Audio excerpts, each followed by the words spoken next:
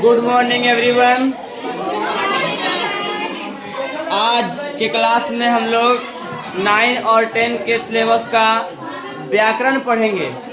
तो आप सभी व्याकरण का कॉपी निकाल कर और हेडिंग लगाएंगे हिंदी ग्रामर, जिसमें हम लोग पढ़ेंगे सबसे पहले हिंदी ग्रामर। देखिए, सबको बता देते हैं 10वां और 9वां दोनों में हिंदी ग्रामर का क्वेश्चन ऑब्जेक्टिव में लगभग 45 क्वेश्चन आता है हिंदी ग्रामर से ऑब्जेक्टिव में। तो उस अनुसार से अगर ग्रामर पर ध्यान नहीं देंगे, नहीं पढ़ेंगे, तो हमारा काम पूरा नहीं हो पाएगा। इसलिए ग्रामर जिस तरह से हर सब्जेक्ट को पढ़ते आ रहे हैं, उसी प्रकार से ये ग्रामर को भी हम लोग ध्यान में रखते हुए और पढ़ते चलेंगे। तो सभी बच्चे हेडिंग लगाएंगे हिंदी ग्रामर, जिसमें से सबसे पहले हम लोग पढ़ेंगे व्याकरण। व्याकरण किसे कहते हैं, जल्दी से लिखिए और हेडिंग लगाएंगे। व्याकरण किसे कहते हैं?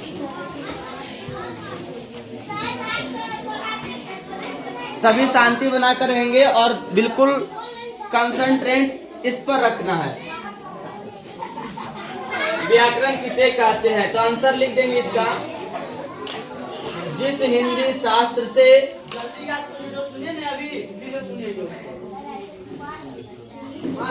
शुद्ध जिस हिंदी शास्त्र से शुद्ध बोलना, पढ़ना, लिखना और समझना आ जाए,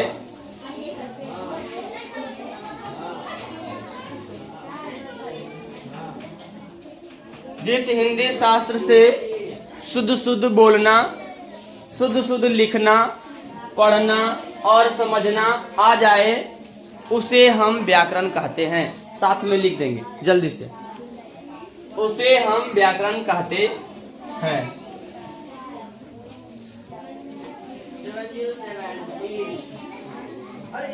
व्याकरण एक ऐसा शास्त्र है जो कि हिंदी से रिलेटेड है, और इससे हमें हिंदी पढ़ना, समझना, बोलना, हर तरह का काम करने के लिए अगर आ सकता है तो किससे आएगा? व्याकरण से। व्याकरण से ये याद रखना है, शुद्ध लिखना, बोलना, पढ़ना और समझना, ये हर तरह का बात ये व्याकरण से ही संभव हो पाता है। व्याकरण को अध्ययन के दृष्टिकोण से 5 वर्गों में बांटा गया। कितने वर्गों में? 5 वर्गों में। किस दृष्टिकोण से? अध्ययन के दृष्टिकोण से। अर्थात व्याकरण को कैसे पढ़ना चाहिए और कैसे पढ़ा जाए। व्याकरण एक बड़ा सिलेबस है और उसको बड़ा एक साथ अगर पढ़ना स्टार्ट कर दे तो फिर वो पढ़ना समझ में नहीं आएगा। तो ये अध्ययन के दृष्टिकोण से व्याकरण को 5 खंड में बांट दिया गया और एक खंड को करके पढ़ाया जाता है और बच्चे को ठीक से समझ में भी आता है। तो लिखेंगे व्याकरण को अध्ययन के दृष्टिकोण से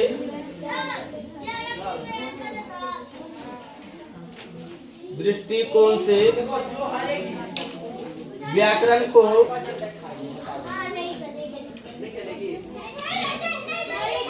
पांच वर्गों में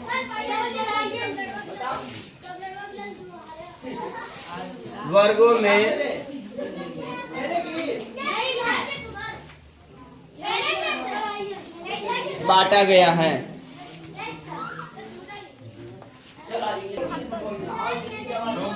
तो बताइए व्याकरण को कितने वर्गों में बांटा गया है? अध्ययन के दृष्टिकोण से व्याकरण को यहाँ को दे देंगे 5 वर्गों में बांटा गया है। पहला हम लोग लिखेंगे नंबर 1 में, सब लोग को दिखाई देना चाहिए, लिखेंगे वर्ण विचार। दूसरा आएगा शब्द विचार। तीसरा आएगा वाक्य विचार।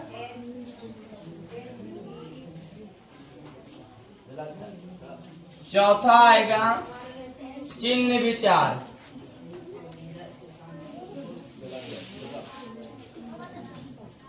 और पांचवा आएगा छंद विचार।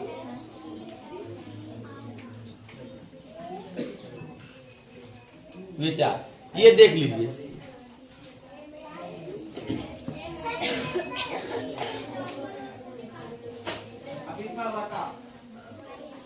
सब लोग जल्दी से इसको नोट करते चलेंगे। हाँ लिखिए।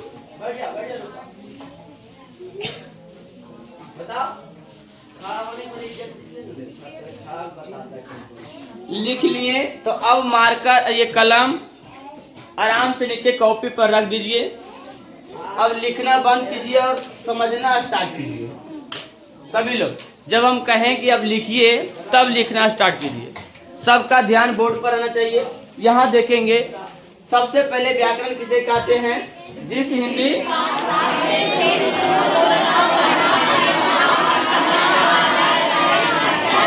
व्याकरण कहते हैं। व्याकरण को अध्ययन के दृष्टिकोण से कितने वर्ग में बांटा गया है?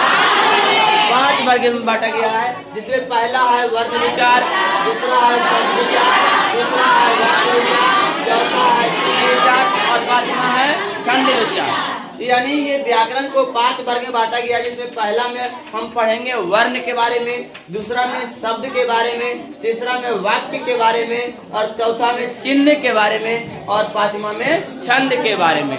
यहाँ से देखेंगे मतलब विचार मतलब क्या हुआ कि उस पर विचार करना है, उसके बारे में अध्ययन करना है, उसके बारे में जानकारी प्राप्त करना है, यही तो हुआ विचार। तो देखिए वर्ण विचार के मतलब यानी व्याकरण का हुआ खंड, ये 5 खंड है इसका, तो व्याकरण का हुआ खंड जिसमें वर्णों का अध्ययन करते हैं उसे क्या कहेंगे? वर्ण विचार। इसमें शब्दों का अध्ययन करते हैं, वाक्यों का अध्ययन करते हैं और चिन्हों का अध्ययन करते हैं, छंद का अध्ययन करते हैं। ये ध्यान देना। तो सबसे पहले आज हम लोग पढ़ेंगे किस विचार? वर्ण विचार के बारे में। तो वर्ण विचार में हेडिंग देंगे पहला, और वर्ण विचार में सबसे पहले हम लोग पढ़ेंगे वर्ण के बारे में। पहला हेडिंग क्या दिया? वर्ण विचार। अभी लिखेंगे कोई नहीं, और पहला हम पढ़ेंगे वर्ण के बारे में। वर्ण को हम कहते हैं दूसरा नाम से अक्षर। अक्षर और अक्षर को अंग्रेजी में कहते हैं लेटर, है ना।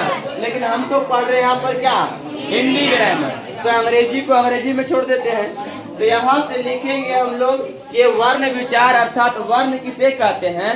तो वर्ण किसे कहेंगे कि लिखेंगे, लिखना है अभी आप लोग को नहीं, हम लिख देते हैं वह मूल ध्वनि, वह मूल ध्वनि जिसके खंड या टुकड़ा, खंड या टुकड़ा नहीं किया जा सके उसे क्या कहेंगे? वर्ण कहेंगे। यानी वह मूल ध्वनि जिसका खंड या टुकड़ा नहीं किया जा सके उसे हम क्या कहेंगे? वर्ण या तो अक्षर कहेंगे।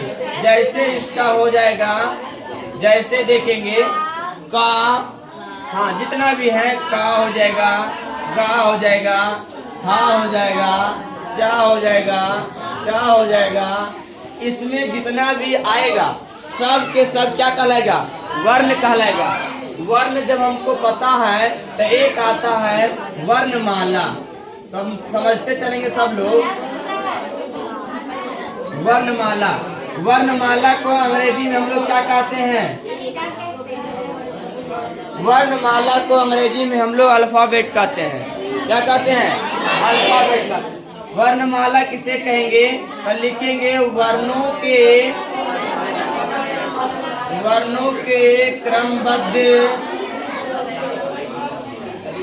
क्रमबद्ध समूह को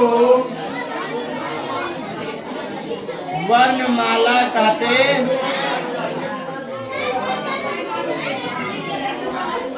वर्णों के क्रमबद्ध समूह को क्या कहते हैं? वर्णमाला। अंग्रेजी में भी अल्फाबेट कहेंगे, है ना। तो लिखे वर्णमाला में, यहाँ से लिख देंगे हिंदी के वर्णमाला में,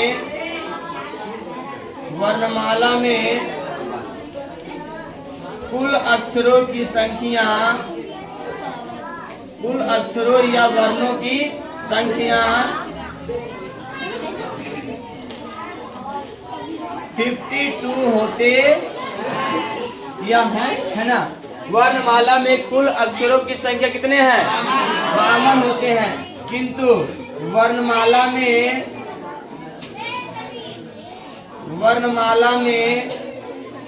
हिंदी के कुल वर्णों की संख्या, वर्णों या अक्षरों की संख्या 46 होते हैं। ये देख लीजिए, यहाँ से सब लोग ध्यान देंगे, गप करना बंद कर दीजिए और ध्यान यहाँ रखेंगे कि वर्ण किसे कहते हैं? वह मूल ध्वनि जिसके खंड या टुकड़ा नहीं कहते। मतलब अब का जो आया है, का को हम 2 भाग 3 भाग में अब बांट सकते हैं? नहीं। लेकिन अगर कह देंगे हम कमल, तो कमल को देखो 3 वर्गों में बांट सकते हैं, का को अलग, माँ को अलग, ला को अलग। लेकिन ये अकेले का है, तो क्या इसको अलग हम कर सकते हैं? नहीं। तो इसीलिए ये क्या कहलाएगा? अक्षर कहलाएगा या क्या कहलाएगा? वर्ण कहलाएगा। वर्णमाला किसे कहते हैं? तो वर्णों के क्रमबद्ध समूह को हम क्या कहते हैं? वर्णमाला कहते हैं। वर्णमाला में कुल वर्णों की संख्या कितने होंगे? और वर्णमाला में हिंदी के कुल वर्ण कितने हैं? तो अभी आप सभी इतना तक नोट कीजिए, उसके बाद आगे चलते हैं जल्दी से। सभी लोग इधर देखेंगे। अभी हमने पढ़े क्या? व्याकरण किसे कहते हैं? व्याकरण के कितने भेद हैं? उसमें 5 भेद पढ़े। 5 में से पहला वर्ण विचार, दूसरा बोलो जल्दी से शब्द विचार, तीसरा, चौथा और 5वां वर्ण विचार। हम इतने 5 खंडों के बारे में पढ़ने जा रहे हैं, जिसमें से पहला खंड क्या था? वर्ण विचार। और वर्ण विचार में हम वर्णों का अध्ययन करते हैं, और जिसमें वर्ण किसे कहते हैं हमने पढ़े। वर्ण किसे कहते हैं? वर्ण के वर्णमाला किसे कहते हैं? हम लिखाएं वर्णमाला में टोटल वर्ण कितने होते हैं? 52, जिसमें से हिंदी के कितने वर्ण हैं? 46। और उन सभी का हम गिनती करवाएंगे, मतलब 52 कौन कौन होते हैं और 46 कौन कौन होते हैं। उससे पहले हम वर्ण के प्रकार क्या हैं उसे पढ़ लेंगे। तो वर्ण के प्रकार के बारे में देखेंगे। अच्छा, सबसे पहले बताओ, तुम सभी बता सकते हो, ये देखो क ख तो सब जानता है। ये देखो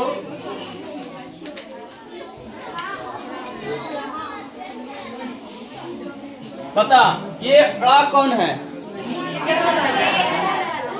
कौन कौन कहता है ये वाला है, और कौन कौन कहता है बी वाला है? तो हाथ उठा, ए वाला कौन कौन है? यानी कोई किसका किसका कहना है कि अड़ा ये सही है? इतना लोग, बहुत बढ़िया। और किसका किसका कहना है कि ये सही है?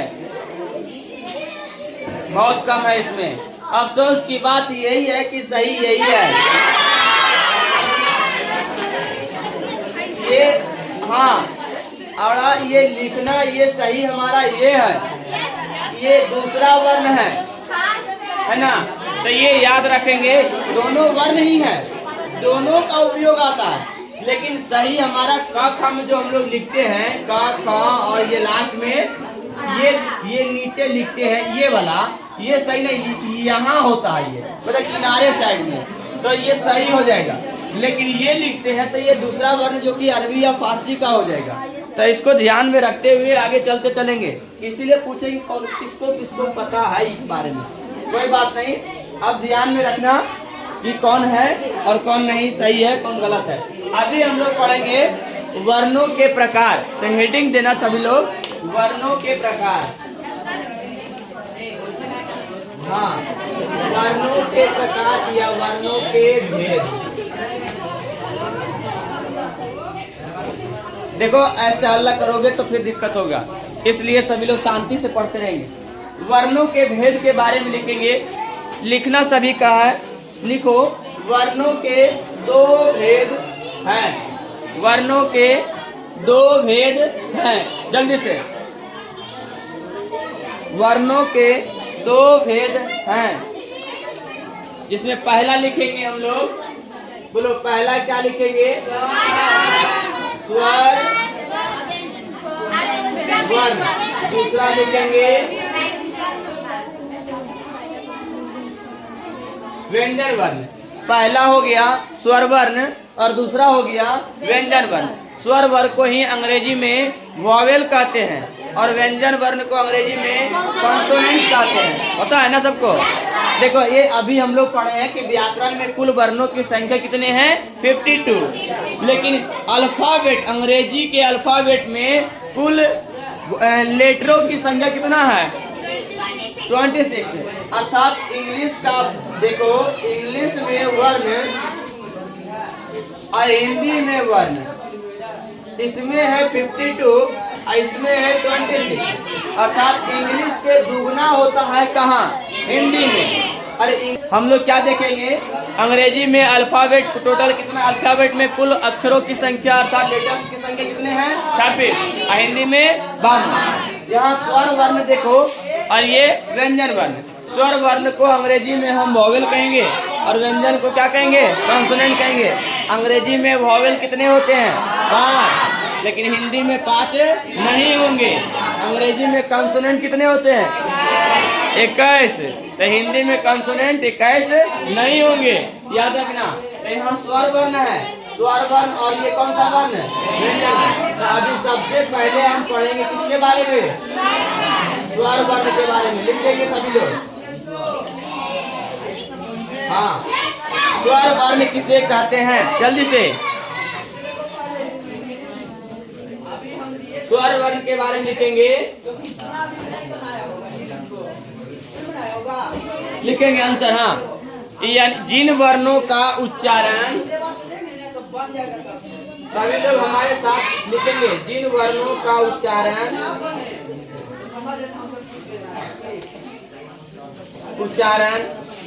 बिना किसी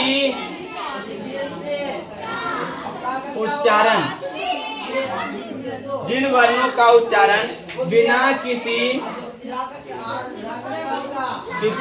दूसरे वर्णों की सहायता से होती है। देखो, जिन वर्णों का उच्चारण बिना किसी दूसरे वर्णों की सहायता से होती है उसे क्या कहेंगे? स्वर वर्ण कहते हैं। यानी जिन वर्णों का जब उच्चारण मतलब क्या हुआ? मतलब बोलने में। उच्चारण मतलब क्या हुआ? बोलना। तो जिन वर्णों का उच्चारण किसी दूसरे वर्णों की सहायता से नहीं होती है, अर्थात कहने का ये हुआ, अर्थात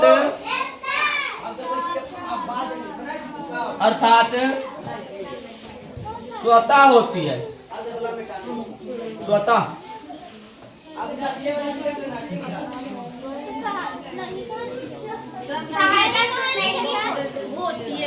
सहायता से, बिना किसी दूसरे वर्णों की सहायता से होती है। तो यहाँ जो है ना, बिना, वही नहीं का ही काम कर रहा है, समझ रहा है? हाँ, बिना किसी दूसरे वर्णों की, मतलब इसमें कोई दूसरा वर्ण नहीं आएगा। उच्चारण तो होती ही है, नहीं लिखेंगे तो उच्चारण नहीं होगा उसका, फिर अर्थात स्वतः होती है, उसे क्या कहेंगे? स्वर वर्ण कहते हैं।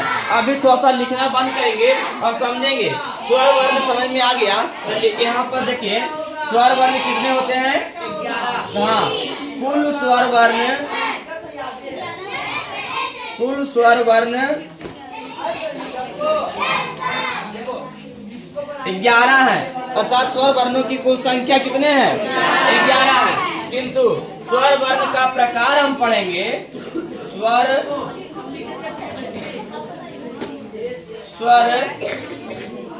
वर्ण के भेद पढ़ेंगे। तो इसके कितने भेद होते हैं? 3 भेद होते हैं। स्वर वर्ण के कितने भेद? 3 भेद। पहला होता है ह्रस्व स्वर,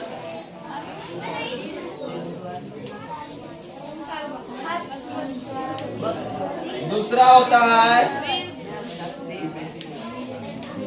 दीर्घ स्वर और चौथा होता है तीसरा होता है संयुक्त स्वर।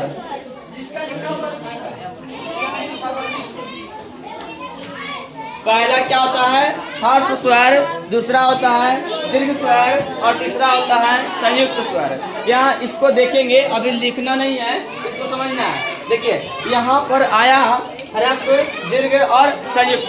ह्रस्व मतलब होता है छोटा, दीर्घ मतलब होता है बड़ा और संयुक्त मतलब होता है जुड़ना, जुड़ करके निर्माण होना। क्या कहलाएगा? संयुक्त कहलाएगा। देखो अब ध्यान देना, ये सबका देखो परिभाषा कि ह्रस्व स्वर किसे कहते हैं? तो जिन स्वर का उच्चारण में कम समय लगता है उसे क्या कहेंगे? हाँ, जिसके उच्चारण में, यहाँ लिख देंगे जिसके मतलब जिन स्वर का, हाँ जिन स्वरों का उच्चारण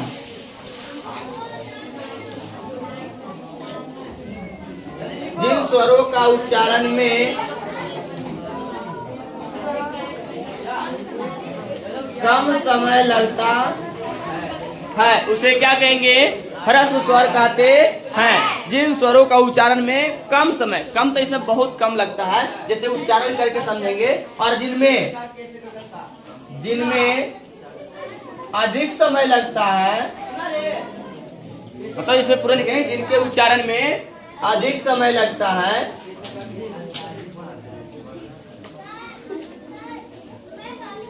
जिनके उच्चारण में अधिक समय लगता है उसे क्या कहेंगे? दीर्घ स्वर कहते हैं। और संयुक्त स्वर क्या कहेंगे? कि जो दो स्वरों से मिलकर बने होते हैं, जो हाँ दो स्वरों से मिलकर, जिनका उच्चारण दो स्वरों से मिलकर होता है। यहाँ लिख देंगे जिनका उच्चारण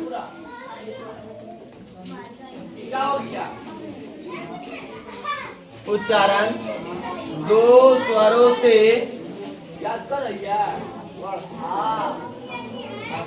मिलकर होता है। देखो ध्यान से समझेंगे। यहाँ पर ह्रस्व स्वर हमने क्या पढ़े कि जिन स्वरों का उच्चारण में कम समय लगता है उसे क्या कहेंगे? ह्रस्व स्वर कहेंगे। और जिन स्वरों को उच्चारण में ज्यादा अर्थात अधिक समय लगता है उसे दीर्घ कहेंगे। और जिनका उच्चारण दो स्वरों के मेल से होता है, मेल मतलब दो स्वर, जिनका उच्चारण दो स्वरों से मिलकर होता है उसे क्या कहेंगे? संयुक्त स्वर कहते हैं। देखो अब ध्यान ये देना है कि ह्रस्व स्वरों की संख्या कितने होंगे, दीर्घ स्वरों की संख्या कितने होंगे और संयुक्त स्वरों की संख्या कितने होंगे। टोटल मतलब कुल स्वर कितने होते हैं? 11। 11 में कौन कौन होते हैं ये पता होना चाहिए सबको। आ, हाँ बड़ी आ, छोटी, बड़ी, छोटा ऊ, बड़ा ऊ, री, ए,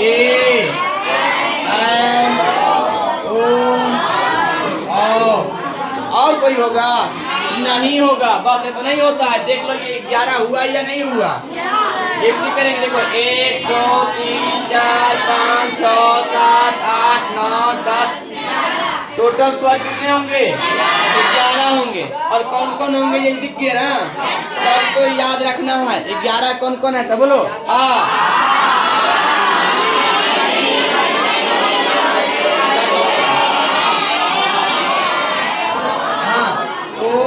और आओ, इनमें से देखो ध्यान देना है। गप नहीं। अब देखो ह्रस्व स्वर कौन कौन होते हैं तो इसमें ध्यान देंगे। ह्रस्व स्वर इस अगर यहाँ लिख देते हैं, यहाँ तो जगह नहीं होगा तो नीचे लिख देंगे ह्रस्व स्वर।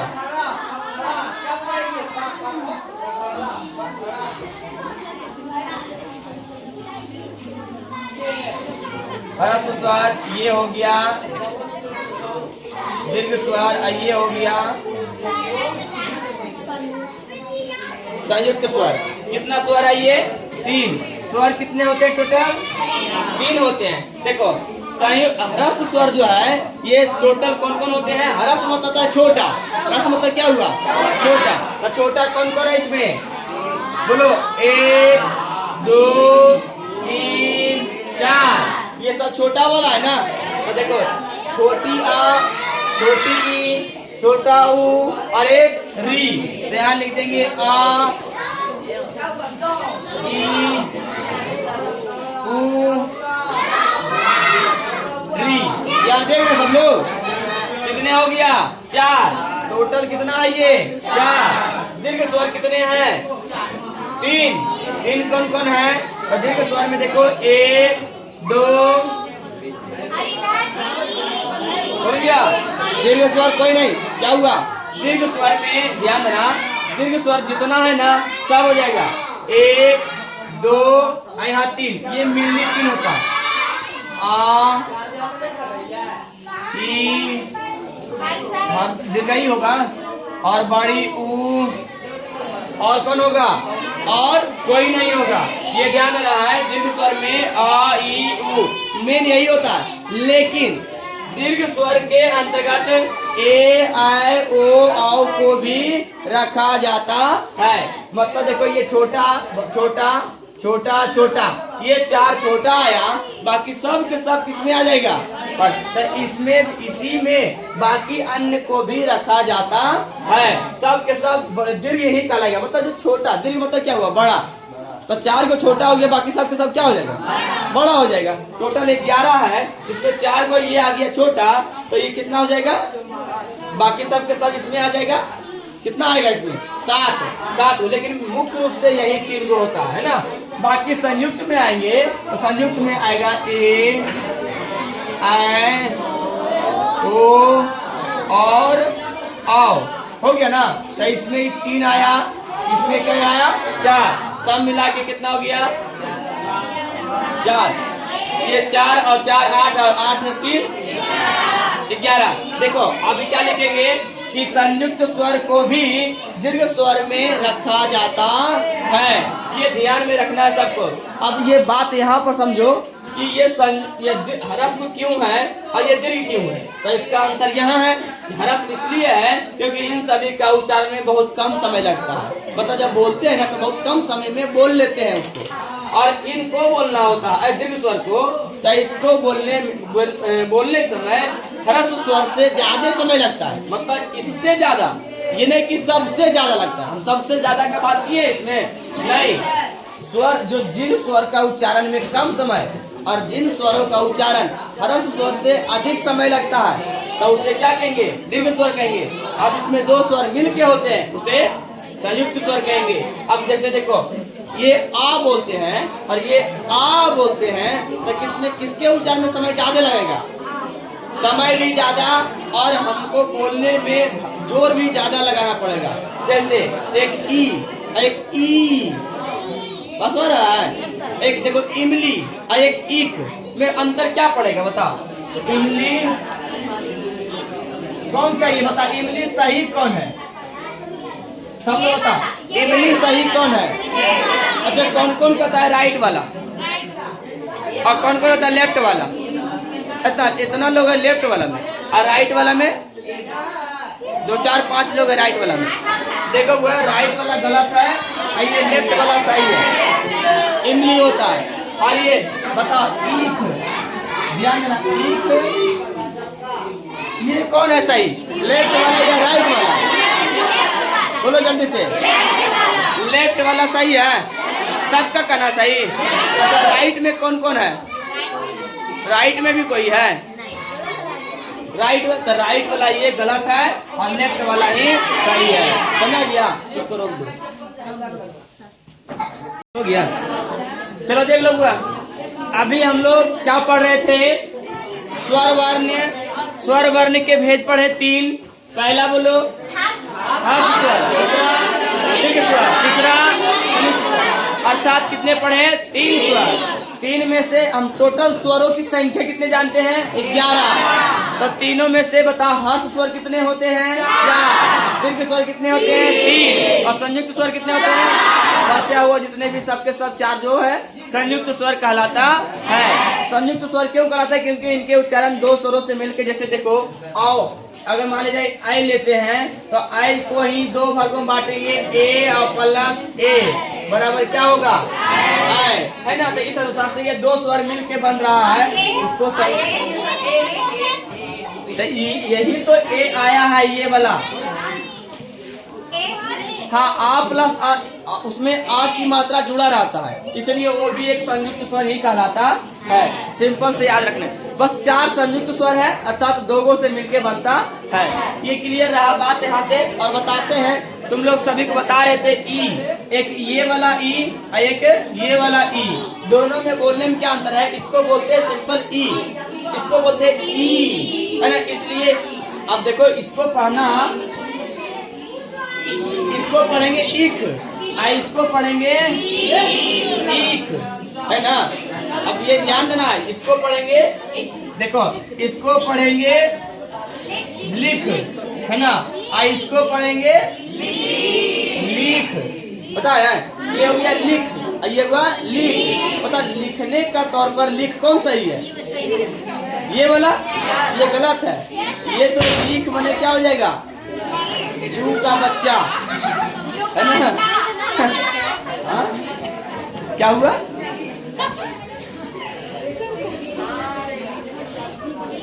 चलो अब हम पढ़ेंगे क्या चीज? देखो संयुक्त स्वर कितने होते हैं?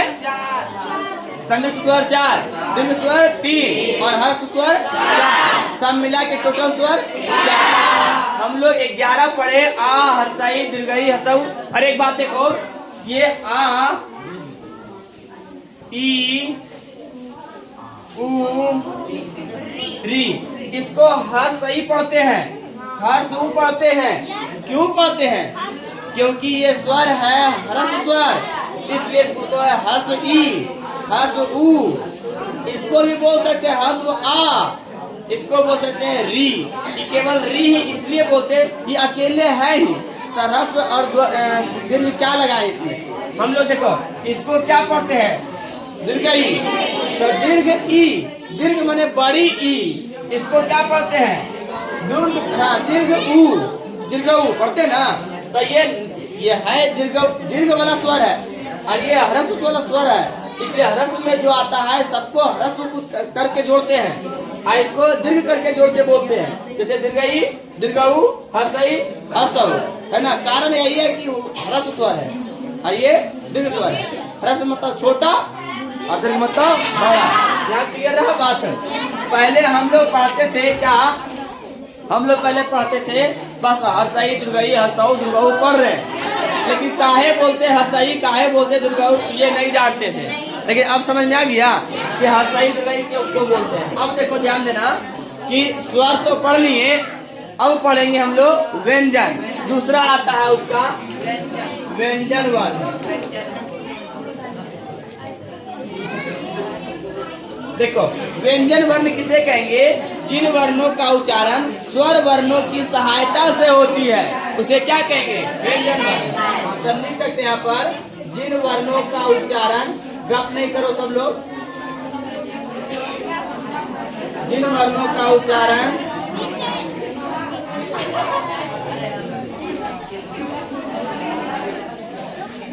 स्वर वर्णों की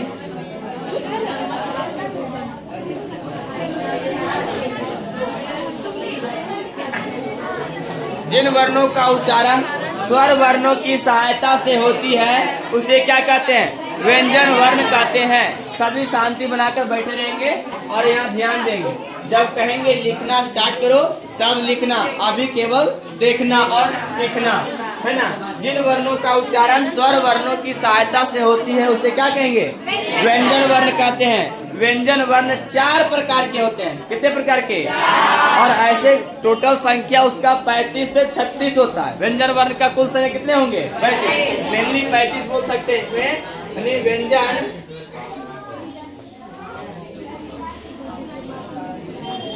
वर्णों की कुल संख्या कितने होंगे? कि व्यंजन वर्ण के भेद कितने होते हैं? तो व्यंजन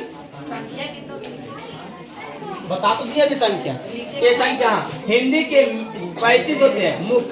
मुख्य व्यंजन कितने हैं? 35। बाकी इसके साथ साथ और जोड़ा जाता है, जो बचा हुआ है सब मिला कितने हो जाएंगे? 41। अब जानना व्यंजन वर्ण के, व्यंजन वर्ण 4 प्रकार के होते हैं। कितने प्रकार के? 4 प्रकार के होते हैं। पहला हम लोग लिखेंगे, देखो ये व्यंजन वर्ण नंबर कौन दिए थे? ये वाला कि ये वाला दिए थे? ये वाला। तो ये वाला देंगे, इसमें देंगे हम रोमन अंक वाला, है ना। वो हम दिए नेचुरल नंबर, गिनती की संख्या जो है, और ये हो गया रोमन ये पहला देंगे इसका हम स्पर्श व्यंजन, दूसरा ऊष्म व्यंजन, तीसरा अंतस्थ व्यंजन, कितना आवाज कैसे आ रहा है बाबू लोग? ये हो जाएगा संयुक्त व्यंजन।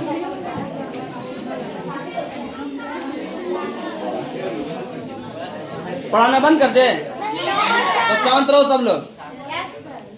अब यहाँ देखो स्पर्श व्यंजन, ऊष्म व्यंजन, अंतस्थ व्यंजन और संयुक्त व्यंजन। टोटल कितने व्यंजन? 4 व्यंजन।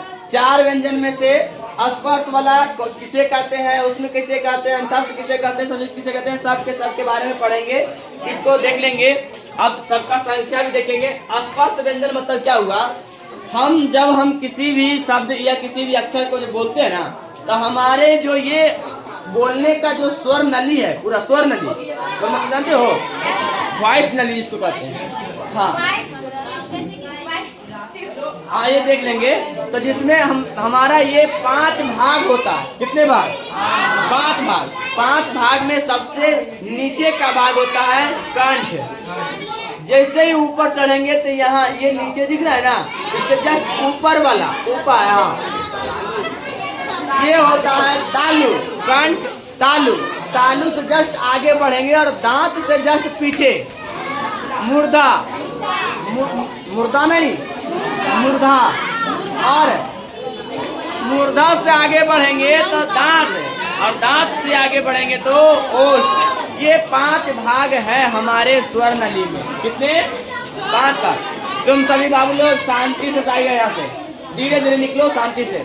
यहाँ चलेंगे 5 भाग। पहला बोलो कंठ, तालु, मुर्दा, दंत, ओठ।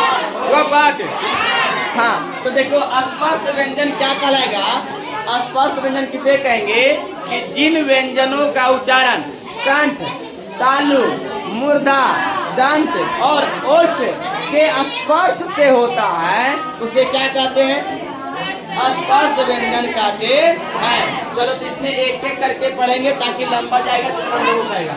इसका पहला हम लोग पढ़ेंगे, सब लोग हेडिंग देंगे स्पर्श व्यंजन। तो अभी मत देना हेडिंग, जब कहेंगे लिखने तब देना। स्पर्श व्यंजन किसे कहते हैं? लिखना है इसमें कि जिन व्यंजनों या वर्णों, गप नहीं करो रे बुआ तुम लोग, जिन वर्णों का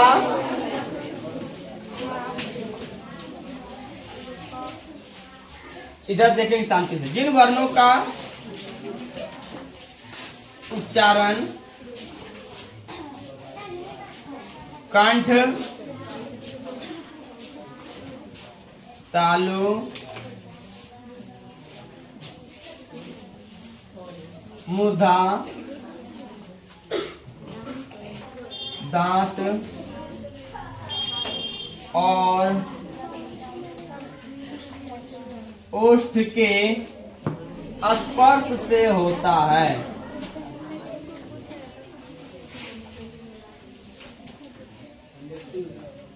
उसे क्या कहेंगे? स्पर्श व्यंजन कहते हैं। अब देखो तुम लोग हल्ला करते हो ना, तो उसका इलाज और कुछ नहीं, बस एक ही इलाज है ये है।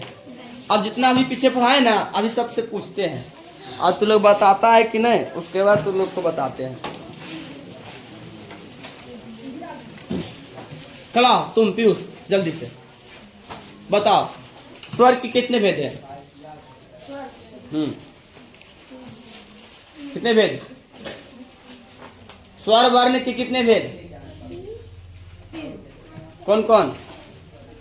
जिससे पूछेंगे केवल वही जवाब देगा, दूसरा बाहर से कोई नहीं बोलेगा। 3 कौन कौन है?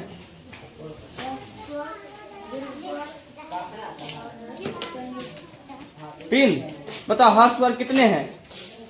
कौन कौन है?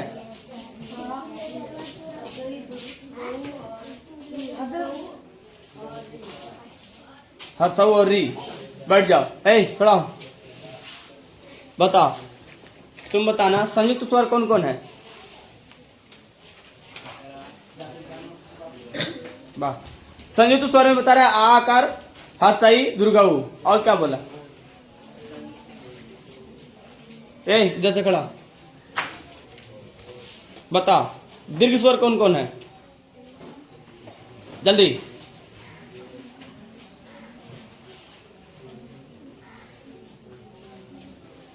दीर्घ स्वर आकार और आहसाई ई। कौन सा ई? दो ई होता है। फिर सही, वाह। दीर्घ स्वर में हसई आएगी। खड़ा बता, दीर्घ स्वर किसे कहते हैं?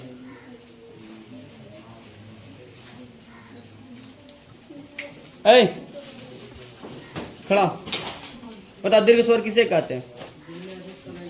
क्या अधिक समय लगता है बोलने? तो उच्चारण बोल वहां पर कौन कौन है?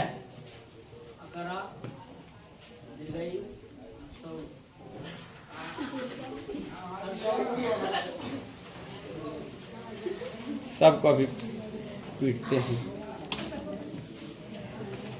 ऐसे इतना बढ़िया पढ़ा रहे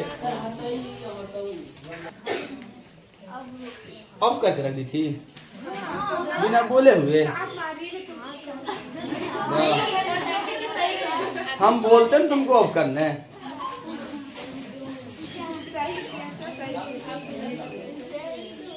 अभी तुम अच्छा होता कि ऐसे वीडियो घुमा लेती कैमरा उधर, तब ना। ऐसे तो सब बेशरम हो गया है, कोई शर्मिल रहा है। जब इतना बढ़िया से बोल रहे बाबू लोग, शांति बनाकर पढ़ने पर ध्यान दो।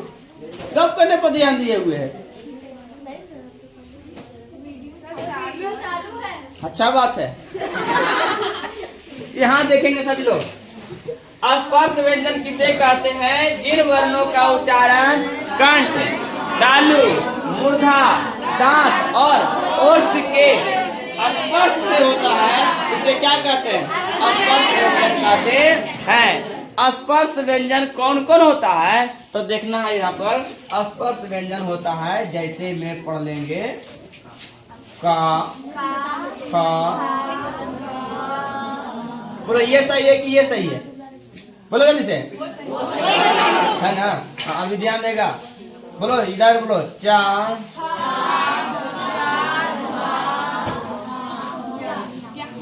बोलो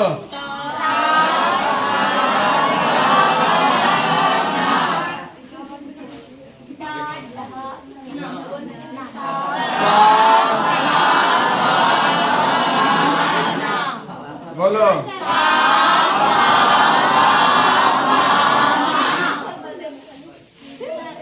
आज यहाँ ध्यान देंगे। हाँ, लोग सोचे क्या कि बच्चा लगा कहारा पढ़ रहा है, तो कहारा ना बच्चा से पहले ही ध्यान दे क्या पढ़ रहे हैं। हाँ देखो, ये का है, ऐचा है, ट है, ता है, पा है। ये ध्यान देना है सभी को कि देखो ये है 5, इसमें भी 5, इसमें भी 5, इसमें भी 5, इसमें भी 5, सब में है कितने? 5। अब जब कोई 5 के समूह में रहे तो ये समूह एक ग्रुप कहलाएगा, और ग्रुप को हम वर्ग कहते हैं।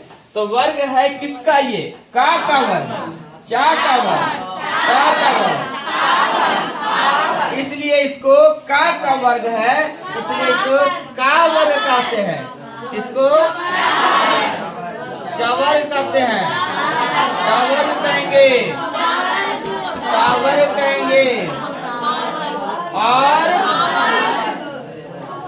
पावर कहेंगे। कितने वर्ग हैं? 5। पहला का वर्ग, पावर। ये 5 सभी में 5 गो, सब में कितने कितने? तो 5 गुने 5 बराबर कितना हो गया? अर्थात समझ लो कुल स्पर्श व्यंजन कितने होते हैं। अब देखो ये का वर्ग है, चा वर्ग है, टा वर्ग है, ता वर्ग है, पा। सब में देखो तो का वर्ग का उच्चारण, चा वर्ग का उच्चारण, टा वर्ग का उच्चारण, यह ना रे, ये टा वर्ग इसमें आ गया, यहाँ टा वर्ग का उच्चारण, ये टा वर्ग, ये पा वर्ग। अब सीखना सब के सब का उच्चारण। क वर्ग का उच्चारण होता है कंठ से, किससे? कंठ से। चा वर्ग का होता है तालु से। चालू नहीं रे, तालु। यहाँ देखना, टा वर्ग का उच्चारण होता है मूर्धा से। किससे होगा? मूर्धा से। बताओ, ता वर्ग का उच्चारण होगा हाँ दांत से। और ये पा वर्ग का उच्चारण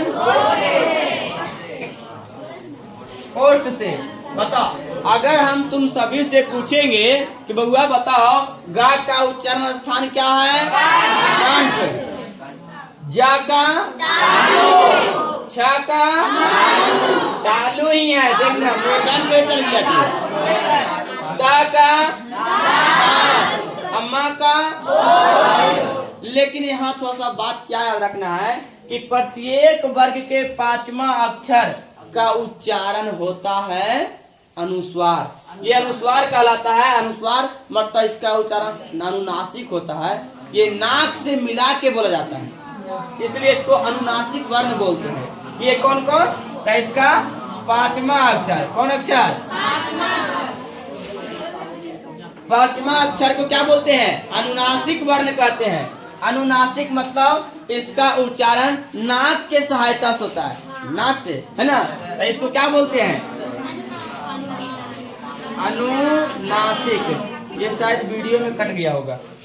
अनुनासिक वर्ण कहते हैं। क्या कहते हैं इसको? अनुनासिक वर्ण कहते हैं। प्रत्येक वर्ग के पहला अक्षर को क्या बोलते हैं? अनुनासिक बोलते हैं। अब ध्यान देना, अनुनासिक है तो इसका प्रयोग यानी उच्चारण में सहायता कौन प्रदान करता है? नाक। जैसे बोलो ना, अड़ा, या, ना, मा, ये सब को बोलेंगे और हमको पता नहीं चल रहा है कि नाक से बोल पा रहे कि नहीं, तो क्या करना है? नाक को से बंद कर लो। अब बोल के देखो सबके सब को, बोलो जल्दी से। अगर बोलोगे नाक बंद करके तो देखो ये है हमारा ऊपर का, ये नहीं से ऐसे वाइब्रेट करेगा। वाइब्रेट करता है। वाइब्रेट करने के कारण क्या है कि जो हमारा हवा निकल रही है बोलने के समय, जो ध्वनि निकल रही है उसको हम बंद करके हैं। तो बंद करके है तो धक्का देवे न करेगा। तो धक्का देगा तो यही क्या होता है? वाइब्रेट करता है। इसका मतलब ये है हुआ कि ये अनुनासिक यानी 5वां अक्षर बोलने के समय हमारा नाक सहायता प्रदान करता है, अर्थात इसीलिए इसको क्या कहते हैं? अनुनासिक कहते हैं। और सबका उच्चारण जब भी पूछेगा तो ये घात तक ही बोलेंगे, कंठ तक। बाकी इसमें आगा तो बाकी आगे बताएंगे ना। तो बता, स्पर्श व्यंजन के कुल संख्या कितने होंगे? 25। किसे कहते हैं? जिसका उच्चारण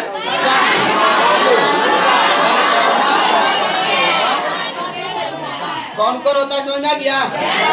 अब इसको नोट करेंगे सभी स्टूडेंट्स। जल्दी से फास्ट में नोट करो। उसके बाद हम इसके दूसरा हम पढ़ेंगे। स्पर्श के बाद दूसरा कौन होगा? पुष्प व्यंजन। चलो जल्दी से लिखेंगे। Good morning everyone.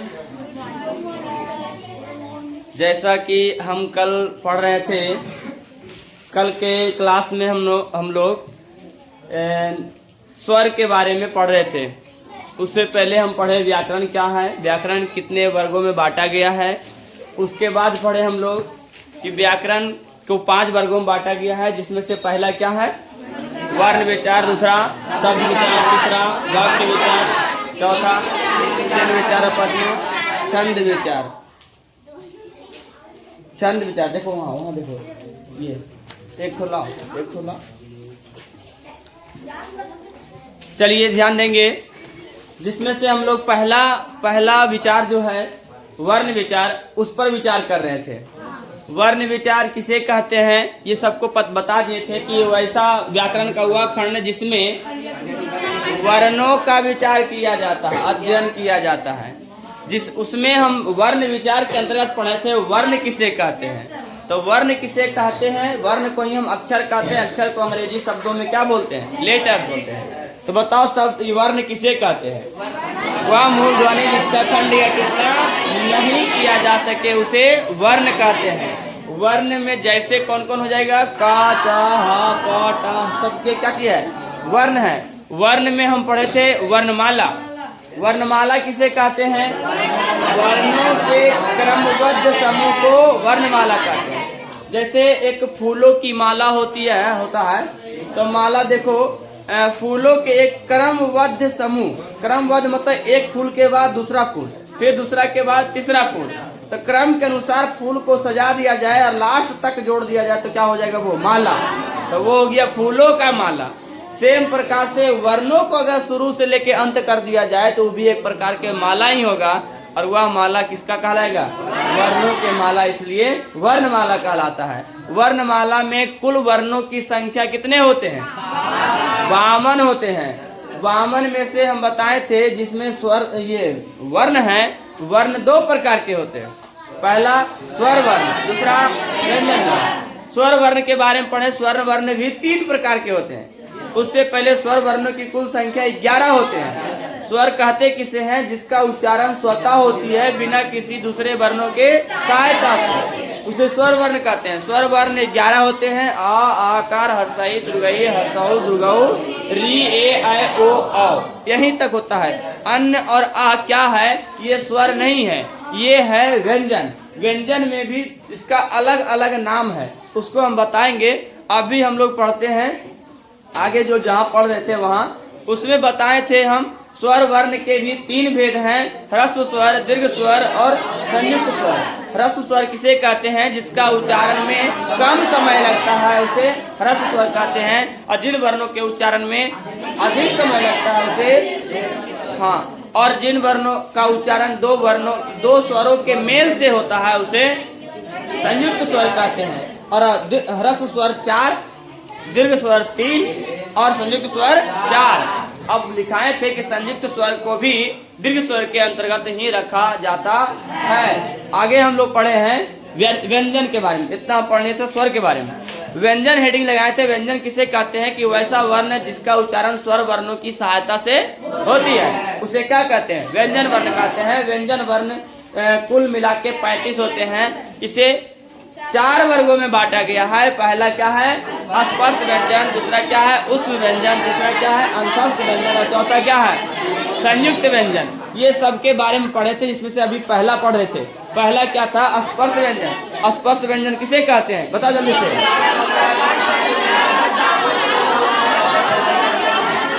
जिसका जिन वर्णों का उच्चारण कंठ, तालु, मुर्दा, दांत, ओष्ठ, ये सब के स्पर्श से होता है, उसे क्या कहते हैं? स्पर्श व्यंजन कहते हैं।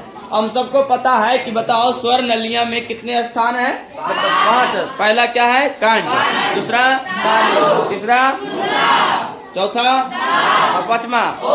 यही 5 स्थानों से स्पर्श करते हुए किसी भी शब्द, किसी भी वर्ण, किसी भी अक्षर, किसी भी सेंटेंस को बोल पाते हैं। किसी व्यक्ति का ये 5 में से कोई भी एक चीज गड़बड़ा जाता है तो वो किसी शब्द या वर्ण या अक्षर को बोलने में दिक्कत होता है उसको। किसी व्यक्ति का देखो, जीभ, जो हमारा जीभ है ना, जिसको क्या बोलते हैं? जुबान। ये अगर नीचे सट जाता है, किसी का नीचे ये जुबान सटा हुआ रहता है, ये ऊपर उठाते हैं तो उठता नहीं है, तो क्या होता है कि उसका बोलने के समय उसका जीभ तालु में नहीं सट पाता है, तालु में नहीं सट पाता है, जिसके कारण तालु का उच्चारण स्थान किससे होता है? चा वाला। तो चा वाला ये शब्द को बोल नहीं पाता है ठीक से। बूढ़ा जब हो जाता है व्यक्ति, तब बूढ़ा में देखो दांत, बूढ़ा हो या बूढ़ी कोई भी हो, ओल्ड मैन या ओल्ड वोमेन है ना, उसके दांत झड़ जाता है, मतलब आगे का 4-5 दांत किसी का पूरा झड़ जाता है। तो देखो था वाला बात जो है ना वो बोल नहीं पाएगा। ता बोलने बोलेगा तो बोल देगी टा, था बोलने बोलेगा तो बोल देगा ठा, मतलब ता था बोलने बोल तो टा ठा पड़ जाएगा। कारण क्या है कि ता था का उच्चारण दांत के स्पर्श से होता है। देखो हमारा जीव दांत में सटेगा, ता था पढ़ेंगे तब, पढ़ो देखो होता है। ता था दा धा जब पढ़ रहे हैं तो हमारा जीव का स्पर्श कहाँ से हो रही है? दांत से। और दांते नहीं रहेगा तो कहाँ हो जाएगा? मुर्दा में सट जाएगा। अब मुर्दा में जैसे सटेगा तो टा ठा डा डा, देखो टाठा बोल के कहाँ सटता है, कहाँ सट रहा? दांत से जस्ट थोड़ा ऊपर, जो दांत के ऊपर ऊंचा जो भाग है ना, ऊंचा हल्का सा ऊंचा है कि नहीं, वही सट रहा, वही मुर्दा है। और मुर्दा में जब सटता है तो टा ठा बोल पाते हैं। अब बोलो चा छा, तो चा छा जैसी बोलते हैं तो मुर्दा से हल्का ऊपर जाता है, चा छा जा झा या, अर्थात वो तालु जो ऊपर का जो खाली स्थान जो लग रहा है कि जैसा कोई कटोरी जैसा बना हुआ है, हाँ वहाँ सट रहा है, तो ये हो गया तालु। और बाकी बोलो प फ ब भ म, तो ये सब में बोल सट रहा है हमारा ओष्ठ। ओष्ठ देखो ऊपर वाला नीचे वाला दोनों आपस में स्पर्श होता है, तब जाके हम प फ ब भ म बोल पाते हैं। कोई अगर कहता है सर ऐसा नहीं, ये गलत बात, ऐसा नहीं होता है, तो ओष्ठ को ऐसे साइड रखो और बोलो प फ ब, नहीं हो पाएगा, हो ही नहीं सकेगा। बोल के दिखाओ, कोई नहीं हो पाएगा। तो देख लो, बताओ जब व्यक्ति बूढ़ा हो जाता है, दांत झड़ जाता है, तो बताओ कौन सा वर्ग का उच्चारण ठीक से नहीं कर पाता है? टा वर्ग का। पता है सबको?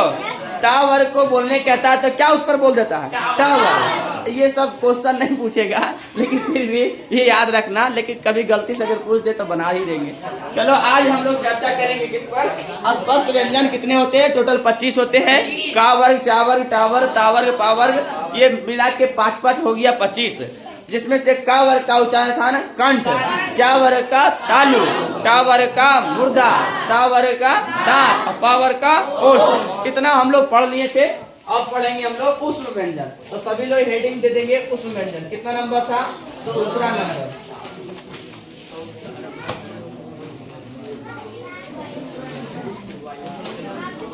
उष्म व्यंजन किसे कहते हैं? ये सभी लोग देखो हेडिंग दे देंगे, लिखना नहीं, अभी केवल सीखना है ना। अगर लिखने का बात रहा तो बुक में बहुत सारा कुछ लिखा हुआ है ना, तो बुक को भी देख करके लिख सकते हो। हम आए क्लास में सीखने के लिए, लिखना तो छोड़ दो, पहले सीखो, लिखेंगे लास्ट में। और शांति बनाकर बैठेंगे, यहाँ देखेंगे कि उष्म व्यंजन किसे कहते हैं। सिंपल सी बात है, उष्म माने होता है उष्मा। उष्म माने क्या समझेंगे? उष्मा, यानी वैसा वर्ण, वैसा व्यंजन जिसके उच्चारण में हमारे मुख से उष्म वायु निकलता हो, उसे क्या कहते हैं? उष्म व्यंजन कहते हैं। क्या लिखेंगे कि वैसा व्यंजन, वह व्यंजन या वैसा व्यंजन, वह व्यंजन जिनके उच्चारण में हमारे मुख से उष्म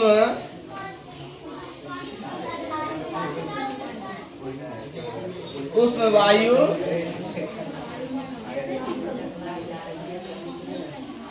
निकलता है, उसे क्या कहते हैं? उष्म व्यंजन कहते हैं। उष्म व्यंजन में कौन कौन आता है? तो उष्म व्यंजन में आएगा सा,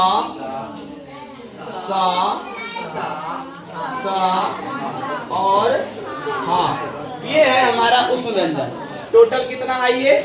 4। देखो सा हा, ये 4 है उष्म व्यंजन। अब कहते हैं कि उष्म व्यंजन कैसे करें सर? हम बोल रहे तो उष्म वायु निकल ही नहीं रहा है, तो प्रयास करेंगे क्या? हम देखो सा का ये तीनों क्या है? सा अलग अलग है, इसको क्या बोलते हैं? तलब सा, इसको मुदान सा, इसको दान सा, इसको हा। अच्छा एक बात बताओ, इसको तलब सा बोलते क्यों है? इसको मुदान सा बोलते क्यों है? हाँ ध्यान देंगे, इसको तलब सा इसलिए बोलते हैं क्योंकि इसका उच्चारण तालु के स्पर्श से होता है, इसका उच्चारण मुर्दा से होता है, इसका उच्चारण दांत से होता है, और इसका उच्चारण कंठ से होता है। ये याद रखना। किसका? इसका बोलो तालु से, इसका मुर्दा, इसका कंठ से होता है। इसीलिए तालु से होता है तो तालब्य सा, मुर्दा से होता है तो मूर्धन्य सा, दंत से होता है तो दंत सा, और ये कंठ से होता है तो बस केवल हा, क्योंकि अकेले हा है तो और कौन मिलाएगा? जैसे देखो क्लास में अगर एक ही नाम के 2-3 बच्चा होता है ना, तो उसे नाम से 1 2 3 करके बुलाते हैं, या ABC, या उसका कोई टाइटल अलग होता है। तो सेम प्रकार से देखो एक ही नाम के तीनों है, सा, श, सा, तो इसको सा तो पहचान के लिए कौन वाला सा किसके बारे में बोल रहे हैं, इसलिए इसको तालु का उच्चारण तो नाम पढ़ दिया, इसको तालव्य सा, मूर्धन सा, दंड सा, अलग अलग हो गया तीनों। तो समझ लेंगे कि तालु से है तो तालु के स्पर्श से बोलने प्रयास करेंगे। अगर ये वाला सा को हम दांत के स्पर्श से बोल देंगे तो उच्चारण गलत हो जाएगा। जैसे होता है ये देखो, तुम लोग पढ़ा होगा सलजम, तब क्या पढ़ेंगे इसको? सलजम। अच्छा, इसको क्या पढ़ेंगे फिर? और फिर इसको क्या पढ़ेंगे?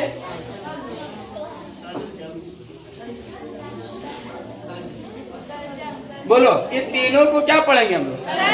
अगर तीनों को सलजम ही पढ़ेंगे तो फिर व्याकरण पढ़ने से क्या फायदा हुआ?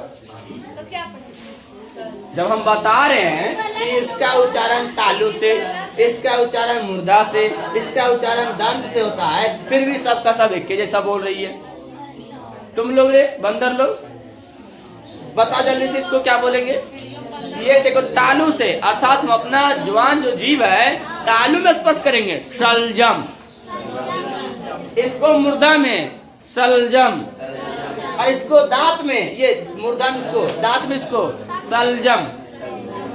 ये देख लो, तीनों का उच्चारण अलग है, सलजम, सलजम, सलजम, तीनों अलग प्रकार से बोलेंगे। ये है सा, सा, सा, सा, सा, सा, तीनों अलग है, बोलने के लिए आना चाहिए।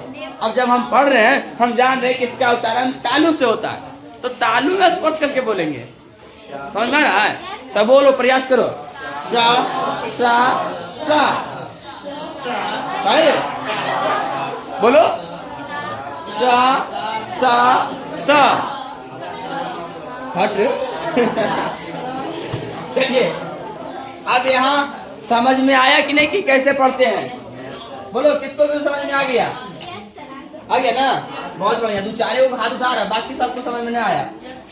बच्चे से पढ़ते आ रहे, यार अलावा तलब समुदान सा डांस हाथ छात्र में, अभी उसी को पढ़ा रहे हैं, कहते फिर भी समझ में नहीं आ रहा है। अब कैसे समझ में आना चाहिए? ये तीन सा है, तीनों का नाम भले अलग है, उच्चारण भी अलग है ना? ये ध्यान देना। अब कहते हैं इसका उच्चारण स्थान, तो उच्चारण कैसे लिखते हैं? उच्चारण स्थान, देखो वो इसका उच्चारण स्थान किस क्या होगा? बोलो, लिखो, तालु। इसका उच्चारण स्थान तालु, इसका उच्चारण स्थान मुर्दा, इसका उच्चारण दंत, इसका उच्चारण कंठ। चलिए, यहाँ समझ में आ गया उसमें व्यंजन किसे कहते हैं, उस व्यंजन का उच्चारण स्थान समझ में आ गया। अब देखो, जिन वर्णों का उच्चारण तालु से होता है उसे तालव्य कहते हैं, जिन वर्णों का उच्चारण मुर्दा से होता है उसे मूर्धन्य कहते हैं, और जिन वर्णों का उच्चारण दांत से होता है उसे दंत कहते हैं, दंत, और ये जिन वर्णों का उच्चारण कंठ से होता है उसे कंठय कहते हैं। ये याद रखना सब लोग। अब लोग हम पढ़ेंगे उस व्यंजन के बाद की तीसरा में क्या था? अंतस्थ व्यंजन। कौन सा व्यंजन? अंतस्थ व्यंजन।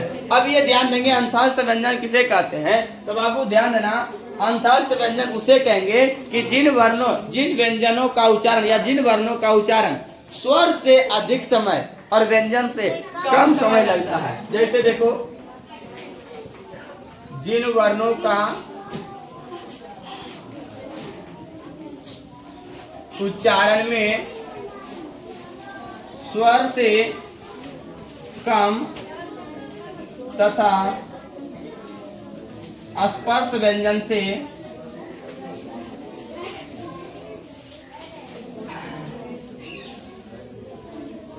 क्या लिख दिया? स्वर से अधिक समय, यहाँ कम नहीं, स्वर से अधिक तथा स्पर्श व्यंजन से कम समय लगता है।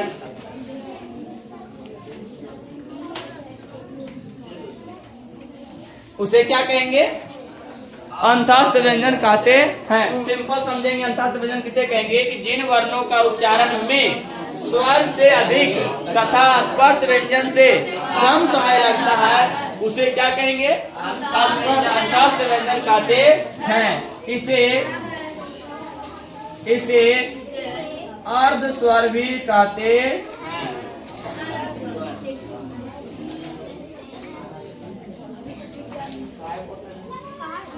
क्या लिखेंगे?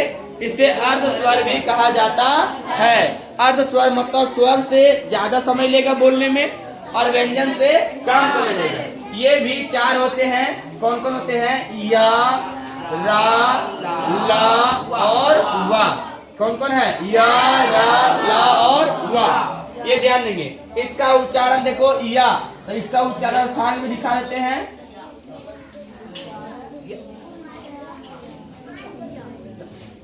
इसका उच्चारण ये रहा या, तालु, रा मुर्दा, ला दांत,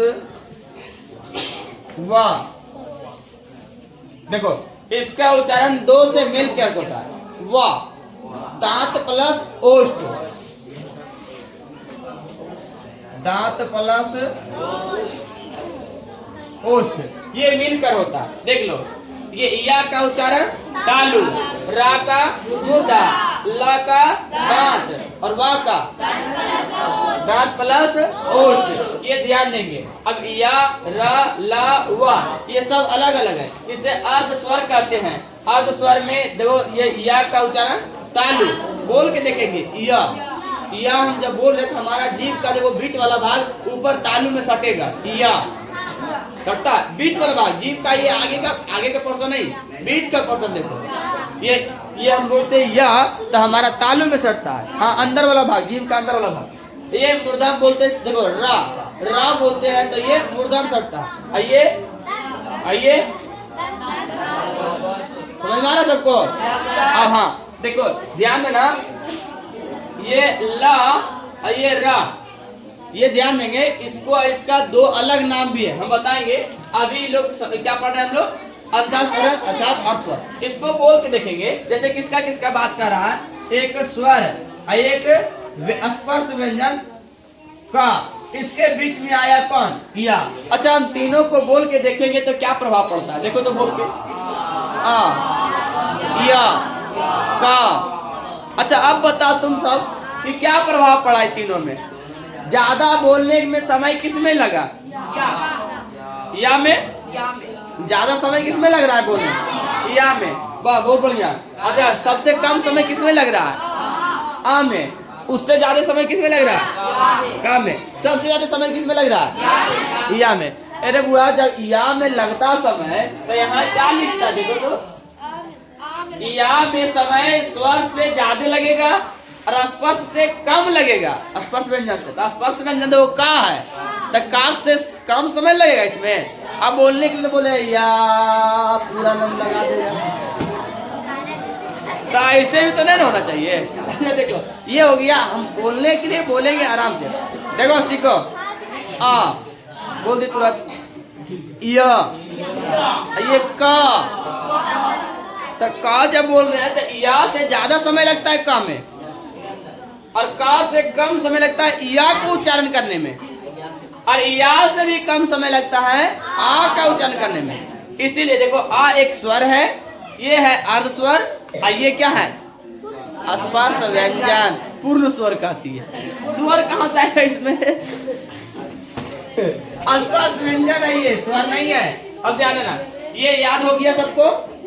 बोलो, अंतःस्थ व्यंजन कितने हैं? 4। ये भी कितना हो गया? 4। और ये भी कितना था? 4। अब एक आया संयुक्त व्यंजन, चौथा में लिखते हैं।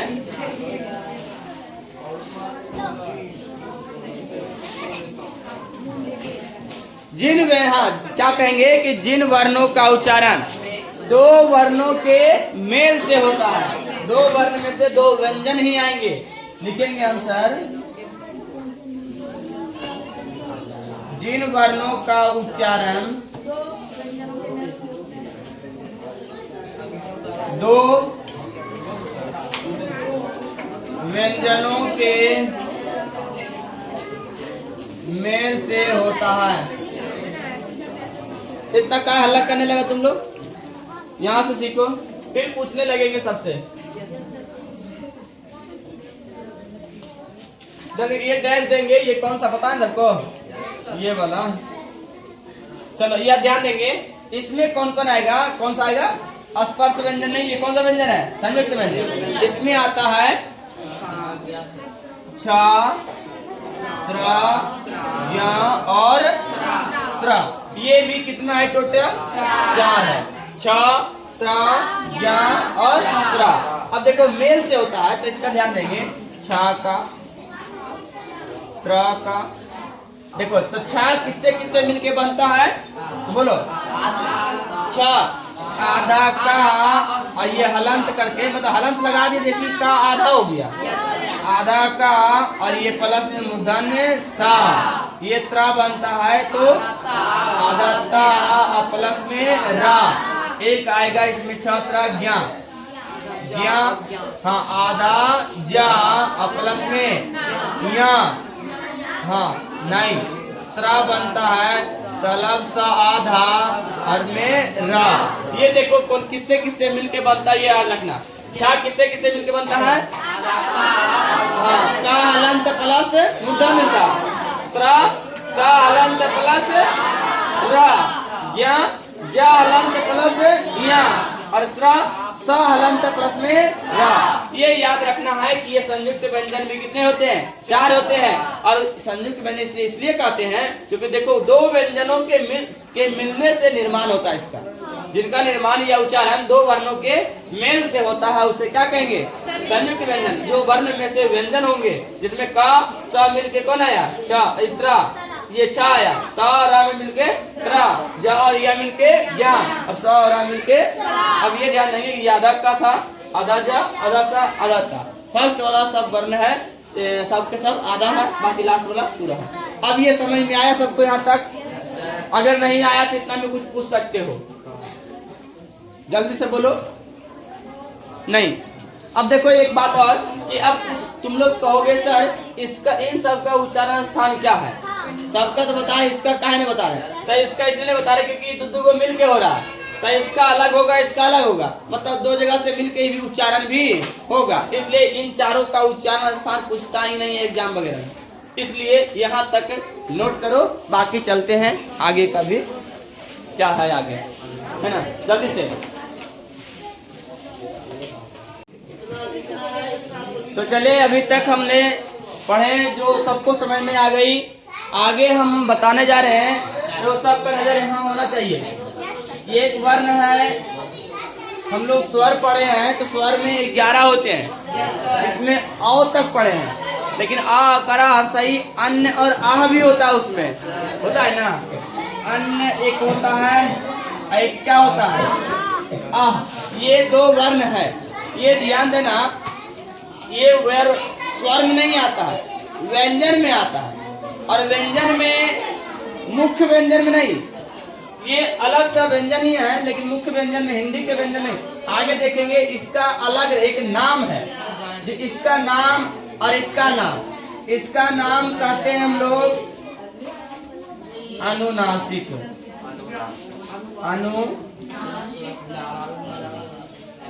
अनुनासिक वर्ण, इसको बोलते हैं विसर्ग। क्या बोलते हैं? विसर्ग। अब ये ध्यान देना, विसर्ग इसलिए बोलते हैं क्योंकि इसमें केवल तो बिंदु ही है, इसमें कौन है? ये है। तो देखो इसको बोलते हैं अनुनासिक, इसको बोलते हैं विसर्ग। अच्छा, इसी का एक क्या हुआ, यहाँ से देखेंगे अन्य और आ, इसको अनुनासिक कहते हैं, इसको क्या कहते हैं? विसर्ग। इसी को हम आयोगवाह कहते हैं, आयोगवाह। क्या बोलते हैं? आयोगवाह व्यंजन कहते हैं। याद रखना, आ को ही आयोगवाह कहते हैं, ये याद रखना है। ये क्या हो गया? अनुनासिक। ये क्या हो गया? आयोगवाह। ये 2 वर्ण के बारे में अलग से हम जानेंगे। चलिए अब हम लोग पढ़ेंगे, हेडिंग तुम लोग देना सभी कि नाम है इसका, होता कुछ नहीं है, इसका नाम है, कसम है क्या? अब इसे मान लीजिए इसका नाम क्या है? का। अब का क्या होता है सर? ये भी तो प्रश्न उठता है। है ना। तो ऐसा नहीं कुछ, ये आयोगवा जैसा नाम है, जैसे बोलते पढ़ते हम लोग विसर्ग जिसमें लगता है अतः प्रातः, है ना, ये सब इस तरह का बात आता है। तो उसमें लास्ट में आह पढ़ते हैं। आह से एक मतलब वाह जैसा, जैसे एक होता है वाह, तो वाह में विसर्ग लगाते हैं। तो उस टाइप से अगर उच्चारण जो रहा है मतलब एक अलग सा ध्वनि उसमें मिलाना पड़ता है, इसके लिए इसका नाम रख दिया आयोगवा। ये अलग सा है ना। अब ऐसे कॉमेडी में तो बोलता है आयोमा, नहीं बोलता है। चलिए अब ध्यान देना, हेडिंग देंगे वर्ण, हाँ लिखेंगे वर्ण तथा उसके उच्चारण स्थान और उसके नाम लिखना हेडिंग में।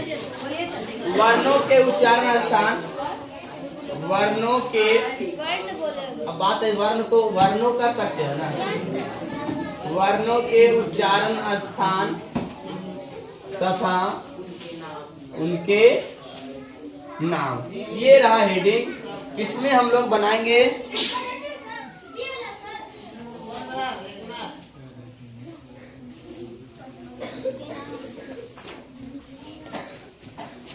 देखो, एक अभी क्या बताए थे, ये बिंदु एक ये था और एक क्या था, इससे बनता है अन्य, इससे बनता है आ। अभी इसका क्या बताए थे, विसर्ग। दूसरा नाम क्या बताए थे, आयोगवा। इसका नाम क्या बताए थे, अनुनासिक है। दूसरा नाम इसका बताए कुछ नहीं, इसको अनुस्वार कहते हैं। क्या कहते हैं, अनुस्वार। इसको आयोगवा क्या बोलते हैं, आयोगवा, अनुस्वार आयोगवा। तुम लोग एक कहीं पर इसको भी नोट कर लेना ताकि समझ में आए। ये अन्य तो बिंदु को अनुस्वार और ये दो को डबल वाला बिंदु किनारे में जो लगता है आयोगवा अर्थात विसर्ग कहते हैं इसी को, है ना। हाँ लिख लेना कहीं। इसको देखेंगे, इसमें हम 4 कॉलम बनाएंगे। इसमें एक तरह का वर्ण बनाएंगे, ये वर्ण हो गया, इसका लिख देंगे, नहीं वर्ण नहीं, इसका इधर उच्चारण स्थान लिखना, इधर उच्चारण स्थान लिखेंगे, यहाँ लिखेंगे वर्ण, यहाँ हो गया ये उच्चारण स्थान हो गया, वर्ण हो गया, इधर क्या लिखेंगे, नाम। 3 कॉलम बना, 1 2 3। अनुस्वार को अनुनासिक वर्ण बोलेंगे।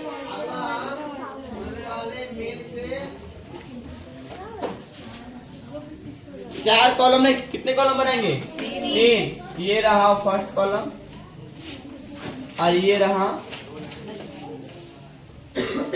Second column. ये याद रखेंगे, अभी लिखेंगे सही से और पढ़ते चलेंगे। देखो कितने नाम है, उच्चारण स्थान है। तो सबसे पहला उच्चारण स्थान क्या है हमारा, कंठ है ना, कंठ है।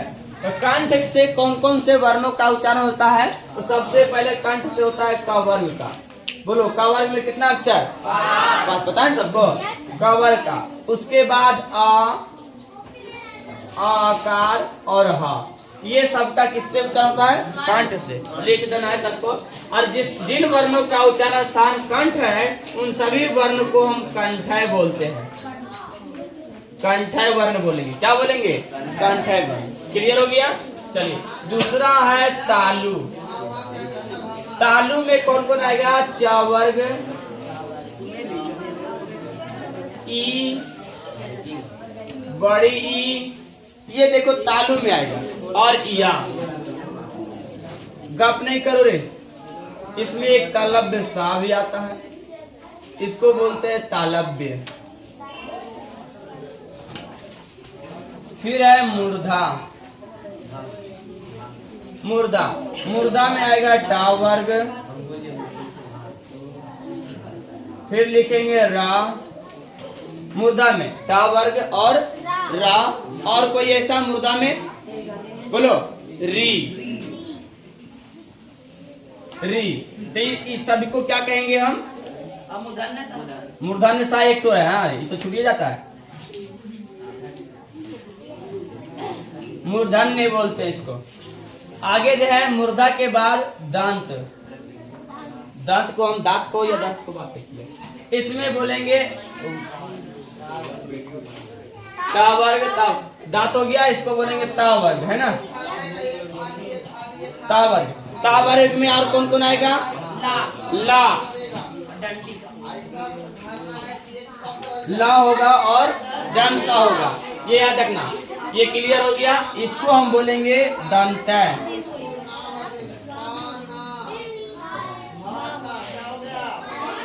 क्या होगा? दांत इसमें नहीं आएगा, बात वाह इसमें नहीं आएगा। आगे लिखेंगे दांत हो गया, अब हो जाएगा ओष्ठ।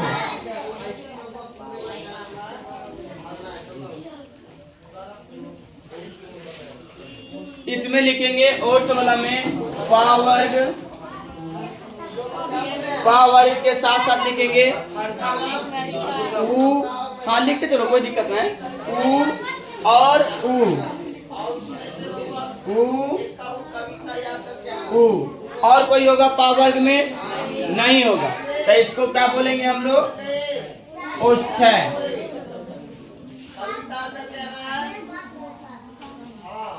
अब आएगा तो कंठ तालु लिखते हैं, कंठ अब प्लस तालु मिला के लिखते हैं, तो ए है और ये क्या हो जाएगा? आए, तो इसको बोलते हैं हम कंठ तालव्य।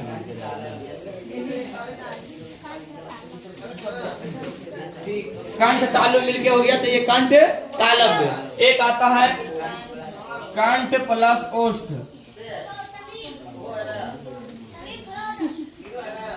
कंठ प्लस ओष्ठ में आता है ओ और औ, इसको बोलते हैं कंठोष्ठ है।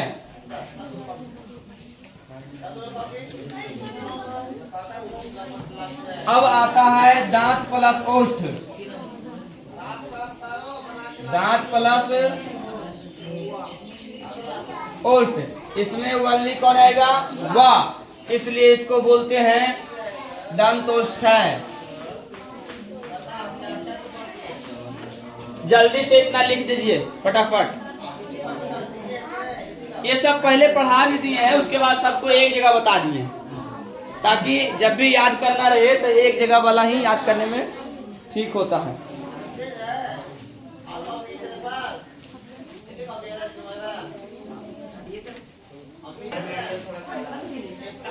चलिए देखेंगे यहाँ से।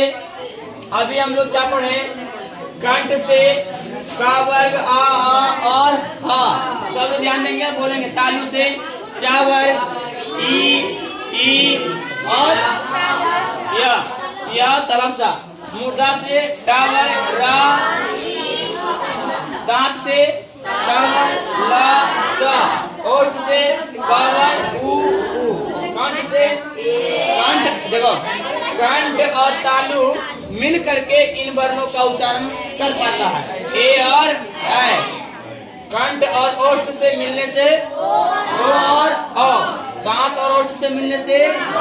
और इन तीनों के बारे में कौन कौन समझा? देखो तो कंठ से मतलब यहाँ से आवाज आएगा, और ये बज्जा कौन डालेगा बीच में? तालु। जैसे देखो बोलो ए, जैसे ए बोलते हैं तो ए बोलने समय हमारा मुंह का इंप्रेशन देखो कैसा बन जाता है, ए। और जैसे ए बोलते हैं ना, तो हमारा जीभ, जीभ जो है ये तालु वाला भाग में सटता है, जाके देख लो करके, ए सटता है, हल्का सा सटता है जाके। इसलिए कंठ और तालु मिल के काम कर रहा है, इसलिए इसको क्या बोलते हैं? कंठ तालव्य। कंठ और ओष्ठ, जैसे ओ, आवाज देखो कंठ से आ रहा, और जैसे अगर मुंह को एकदम सीधा सीधे रख के बोलो, अगर बोल पाएंगे ओ तो नहीं हो पाएगा। ओ बोलने से हमारा ओष्ठ ऐसे ऐसे गोल करना पड़ता है, ओ क्या होता है? ओष्ठ, ओष्ठ का सहायता लेना पड़ता है कि नहीं? ओ और औ का भी, औ। तो मुंह का जो हमारा जो ये नक्शा कैसा हो जाता है, तो उस अनुसार से इसमें कंठ और ओष्ठ दोनों काम कर रहा है, इसलिए इसको क्या बोलेंगे? कंठोष्ठ है, दांत प्लस ओष्ठ। अब देखो बोलेंगे वाह, वाह जैसी बोलते हैं तो हमारा ओष्ठ दांत में सटता है, जाके नीचे वाला ओष्ठ देखो तो वाह सटता है। जैसी बोलते हैं वाह नहीं, वाह, वाह जैसी बोले तो हमारा ओष्ठ नीचे वाला, तो दांत ऊपर वाला में सटेगा, तटक और ओष्ठ मिल गया, काम कर रहा है दंत ओष्ठ है। क्लियर हुआ तटक? चलिए यहाँ तक हो गया। एक अभी हम बताएं, यहाँ से एक होता है नासिका। नासिका और प्लस में मुख मिल करके काम होता है, तो इसमें इसको कहते हैं अनुनासिक। यहाँ से ये कौन कौन है? अनुस्वार,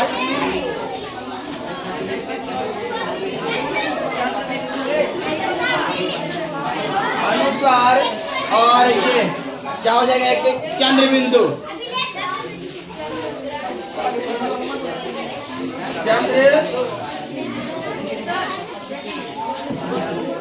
चंद्र बिंदु और पांचवा अक्षर।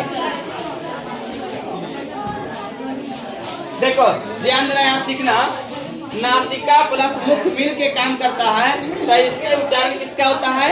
अनुस्वार का और चंद्र बिंदु का और पांचवा अक्षर का। पांचवा अक्षर मतलब सभी वर्गों के पांचवा, जैसे र, य, न, और कौन? म। ये पांचवा अक्षर है ना, ये सब का उच्चारण होता है किससे? तो नासिका मतलब नाक से और मुख से, ये दोनों मिलकर काम करता है, इसलिए इसको बोलते हैं अनुनासिक वर्ण। क्या बोलते हैं?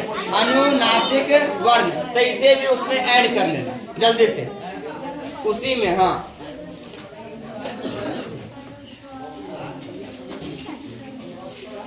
बाकी हम नेक्स्ट डे पढ़ेंगे। क्या चीज पढ़ेंगे?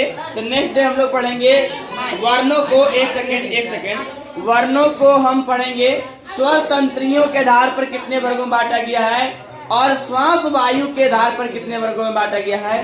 जब कोई वर्ण बोलते हैं तो हमारे स्वर में एक झंझकृति उत्पन्न होती है। पहले रुक जाओ और लिख लेना, अभी थोड़ा सा सुन लो। स्वर तंत्रियों में जब बोलते हैं तो किसी वर्ण को बोलने समय झंझकृति मतलब झंझनाहट जैसा लगता है, तो उसके आधार पर कैसा बांटा गया है। और ये जैसे एक अल्प प्राण, महाप्राण, घोष वर्ण और अघोष वर्ण, ये सब के बारे में हम नेक्स्ट डे चर्चा करेंगे। तब तक के लिए यहीं तक पढ़ेंगे। आप सभी को यह वीडियो कैसा लगा? यदि समझ में आया तो वीडियो को लाइक करें, चैनल को सब्सक्राइब करें और बेल आइकन को दबाकर वीडियो को अवश्य शेयर करें, ताकि आपके जैसा सभी को लाभ मिल सके। तब तक के लिए थैंक यू, धन्यवाद, जय हिंद।